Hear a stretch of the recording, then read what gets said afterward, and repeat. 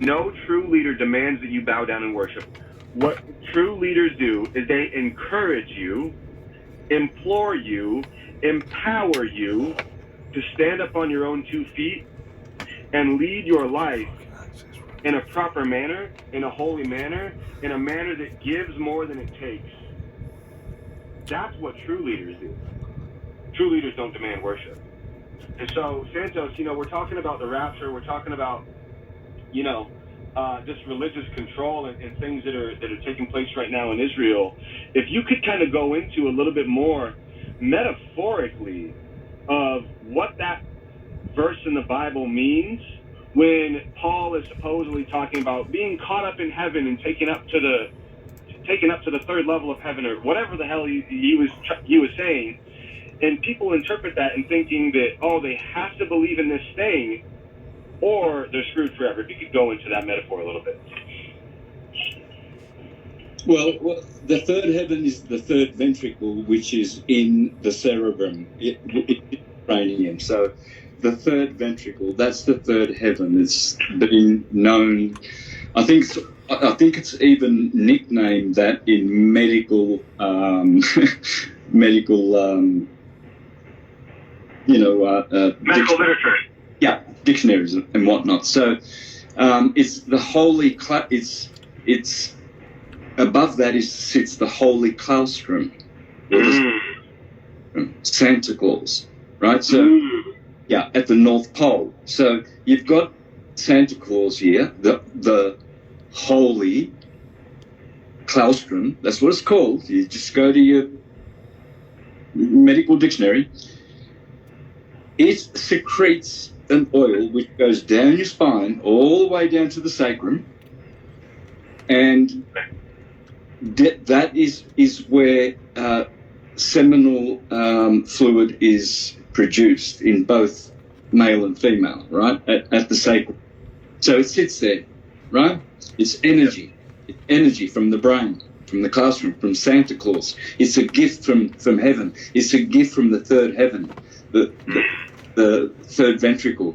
So this oil just keeps pouring down, right? And what's happening is that they've taught Christians, even in all the churches, right, that in sex, when you have sex, at the end you get your little reward. You have to ejaculate. Rather than your little reward. Yeah. So rather than teaching these young boys in the seminaries, semen and seminary, what does seminaries have to do with semen? Probably because that's where young boys were taught about the holiness of it and how to use sex so as not to ejaculate but to injaculate. So therefore you're not wasting a lot of magnesium, potassium, hydrogen, zinc, iron, and life force out of your body. And what you do is then you inseminate yourself. See, so in the seminaries, the boys were taught how to inseminate themselves, because if a man does not inseminate himself by ejaculating, he will never be a man. He will always be a boy. And that's why the women say men will always be boys. Boys will always be boys, you know. So, yeah, the reason being is because they were taught that when you stimulate your organ, you have the reward at the end and it has to come out. Well, no, it doesn't. The young boys were taught that when they had the arousal, they were taught how to stimulate their organs, and they were taught to hold that in and drive it up their spine, right? Because what happens is that oil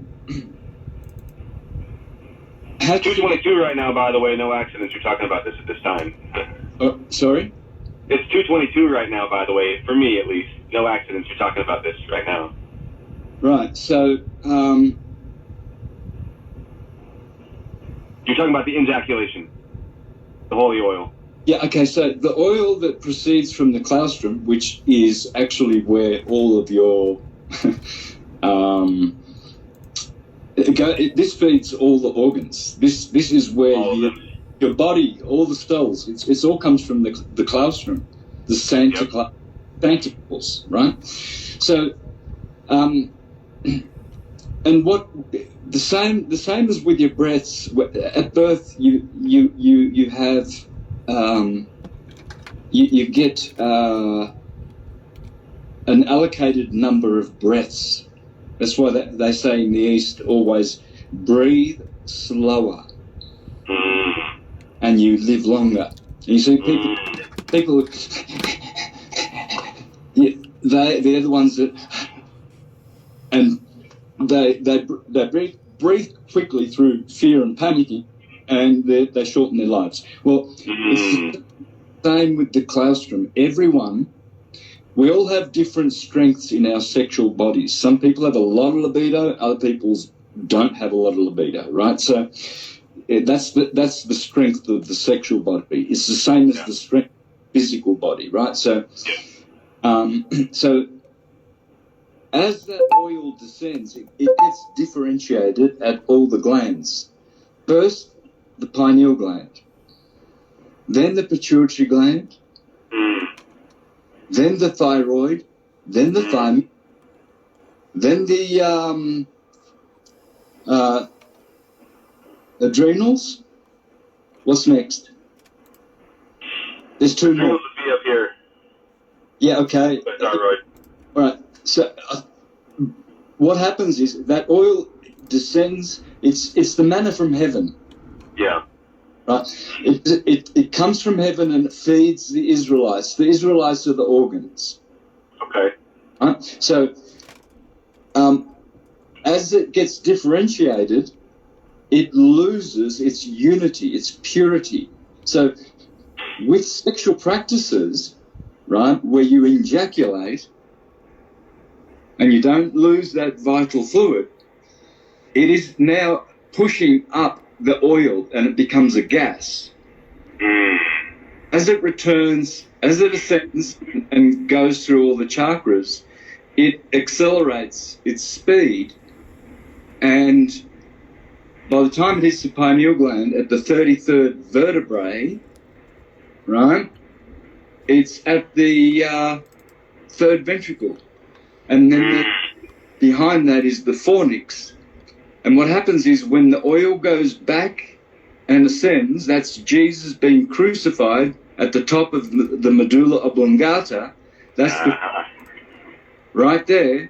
And Mary and Joseph are at the foot of the cross, because Joseph is the pineal gland and Mary is the pituitary body. Therefore, what happens is a signal, an electric signal, is sent through the fornix, through the pillars of the fornix. I forget what they are called now because I haven't spoken about this for a long time. So a spark of electricity goes through those pillars, the pillars of Hercules, which are at the back of the fornix. And within 3 days, there's a darkness that occurs in the individual. They go dark. But after those 3 days, all their dormant brain cells in the cerebrum are activated. And this is how you don't have to do this all at once. See, a lot of people are rushing the process by speeding up with doing lots of chakra exercises and stuff like that. I'm not saying not to, but it's going to happen naturally if you take care of your sexual practices. You just have to learn to have sustained. If you want to have a sustained orgasm, you guys, like rather than 3 seconds of and you want to have a smile on your face for, say, you want to have, say, a 2-hour orgasm without ejaculating, because the moment you ejaculate, it's over. the bliss is over. You go to sleep. And the woman, she's there waiting, and she's like, What? what do I do next? I thought there was more to it than this. Well, you see, that's because the little boy wasn't taught at the seminary how to ejaculate while having an orgasm, so that he's fertilized himself. Now, what he's done is he's fertilized the young girl, unwanted pregnancy, abortion, and all those All kinds of problems. See, we have allowed this. We have allowed for our young men and young women to be unprotected in the head. Forget about the condoms and the pills. Yeah. To be masters of your sexuality. If you can't just squeeze the perineum and so that fluid doesn't come out and then it goes up your spine. If you can't do that, you can't do anything. You can't do anything. And don't be preaching about, I'm a coach, I'm a motivator. If you're an ejaculator, you're nothing. You're an imposter. You're a loser. A total loser. I'm not saying this to anyone personally to offend people who are ejaculate. I'm saying this to the world mind. You know what I mean? To the world that is listening, because I can't see any faces. So this is in general, okay? An ejaculator, there's a word in Australia, in our colloquialism, someone who does that a lot is a wanker. Yeah? You don't want to be a wanker in Australia, called a wanker.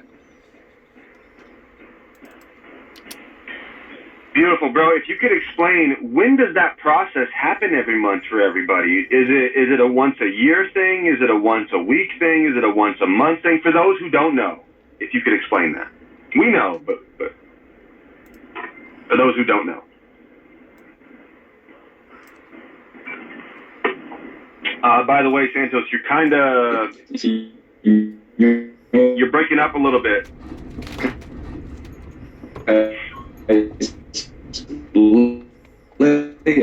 It's all perfect. Western Icon, the film is German.